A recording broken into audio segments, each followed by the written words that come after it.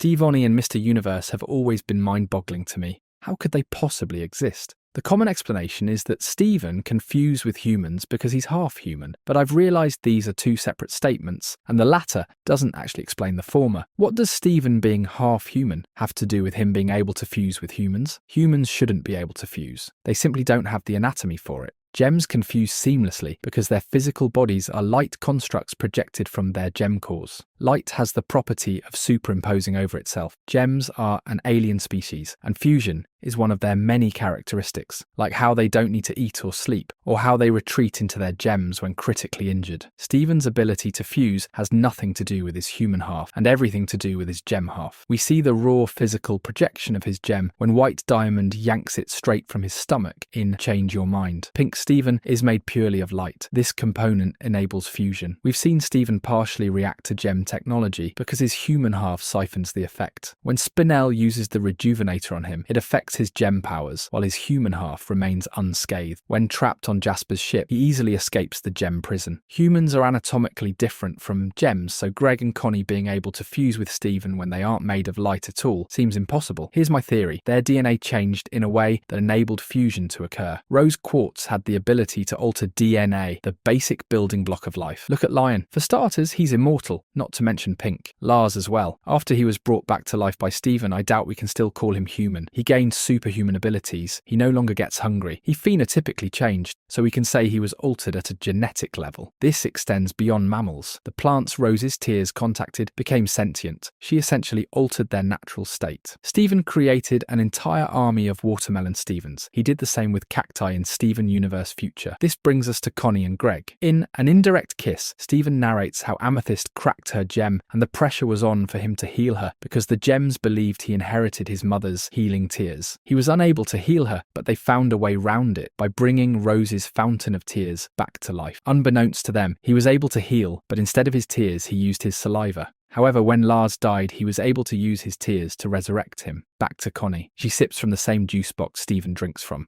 making direct contact with his spit, which totally heals her eyes. What if this phenomenon changed Connie beyond the physical? What if it went beyond healing her eyes and changed her on a foundational level, making her something slightly more than human? Remember what happens when Rose and Steven's tears or spit contact living matter? This change Connie underwent might be what made fusion with Steven possible, because on some level, she became closer to the gem race. And yes, the events of An Indirect Kiss take place before Alone Together. In House Guest, we follow the aftermath of the Lapis incident. Greg broke his leg in the chaos. Steven heals Greg completely, mending his fractured leg.